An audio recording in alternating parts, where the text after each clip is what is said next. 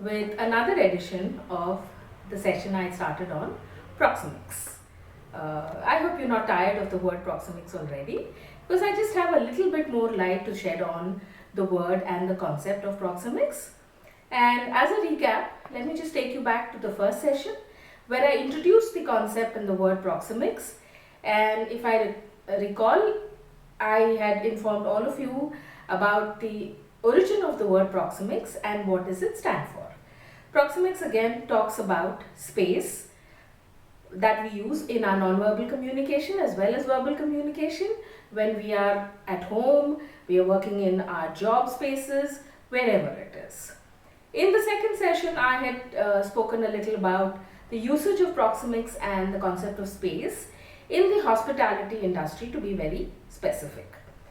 I mentioned 4 zones: the intimate zone, the innermost circle, then the personal zone, which is the second circle, the third circle being the social zone, and finally the public zone. We talked about the social zone in context of what is happening today in the world with social distancing and the meaning of it.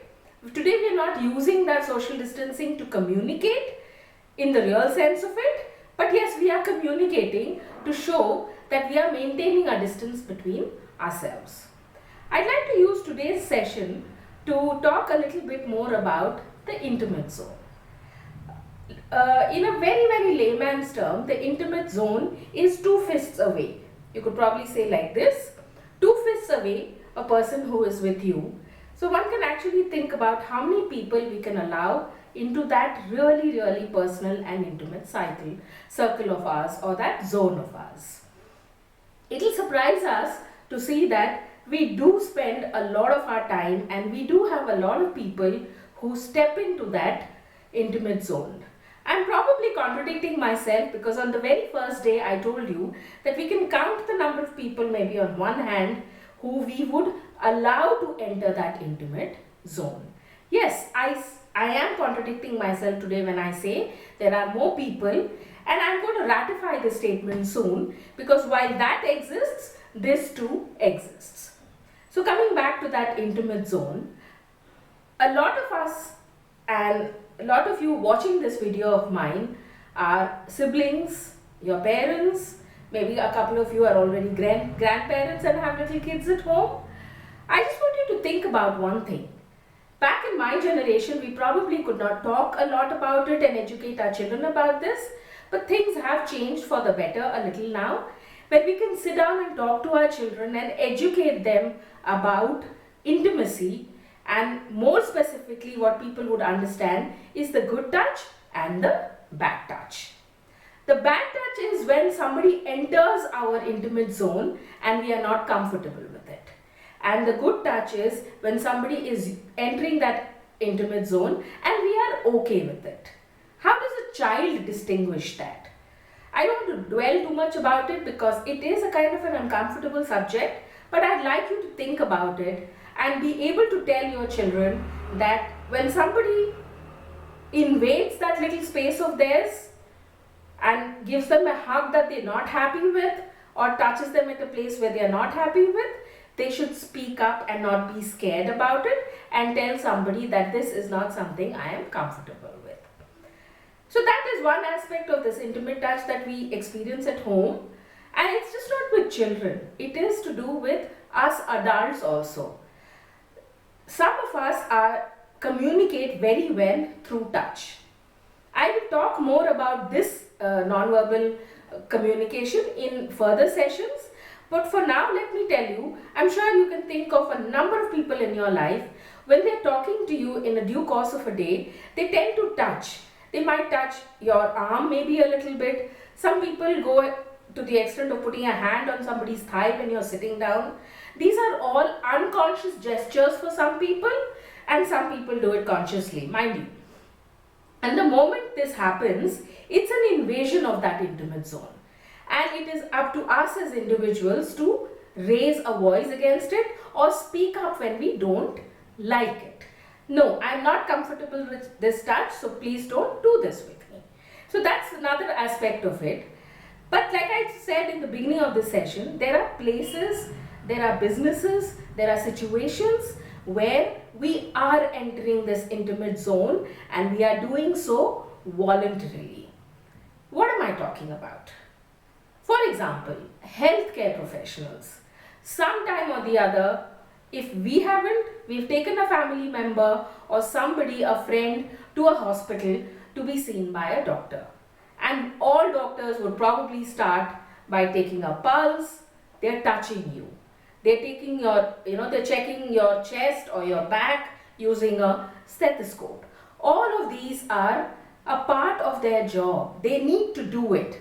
But again, they would not do it without taking a silent acknowledgement from you, a permission from you. And things have gotten a little different in the later days, in the recent days, where if it's a lady patient and the doctor is a male doctor, people ensure that there is a female nurse in attendance. It's become a part of the law today because it is to protect that intimate zone and personal space of the patients and the doctor not to get into trouble. A lot of you would have heard of a term called POSH, P-O-S-H, Prevention of Sexual Harassment.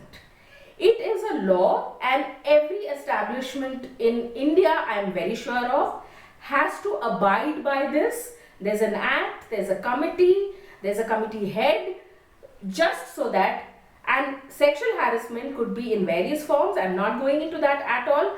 I'm only talking about where the touch is involved. And let me also tell you that in India, POSH only covers women. But let's not live under this illusion that men cannot be sexually harassed or men are not uncomfortable with another woman's touch. So my heart goes out to the men out there because they are not able to speak up about it.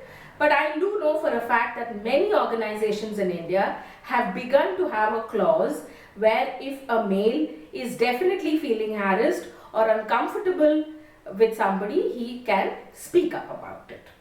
So that said, I will add on a couple of more aspects of healthcare where you need to take an X-ray, you probably need to get a scan done.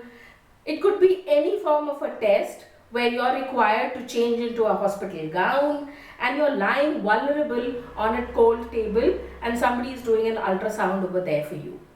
I do recollect something that happened in my life a few months back when I was getting an ultrasound done, and it was a male doctor, and the receptionist took my permission that she said there was no lady doctor available. Was I okay with the male doctor doing that ultrasound for me with the presence of two female nurses over there? I was okay with it. So again, that's what I was trying to tell you. Now coming to probably the hotels and restaurant scenario, do we enter that intimate zone? My answer is yes.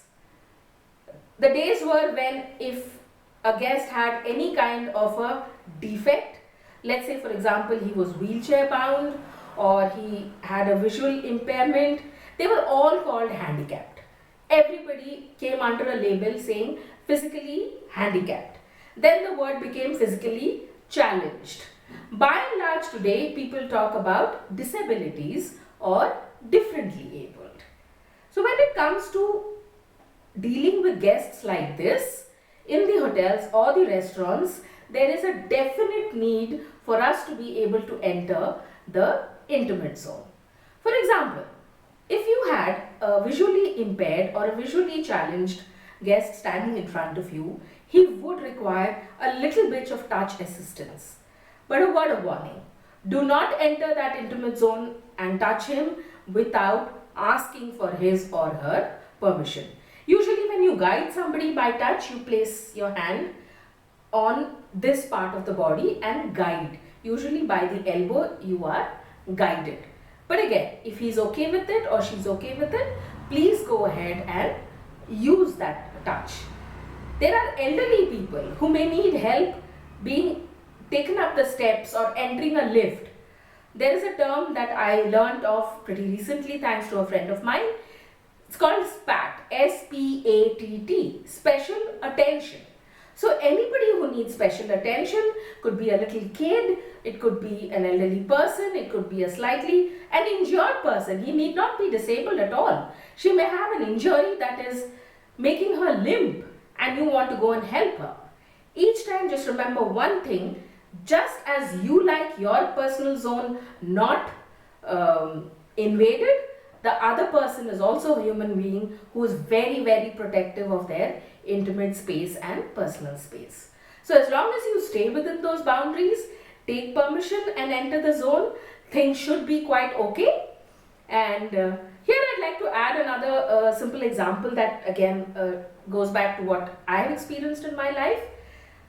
Invasion of the intimate zone or the intimate space need not always be by actual physical touch.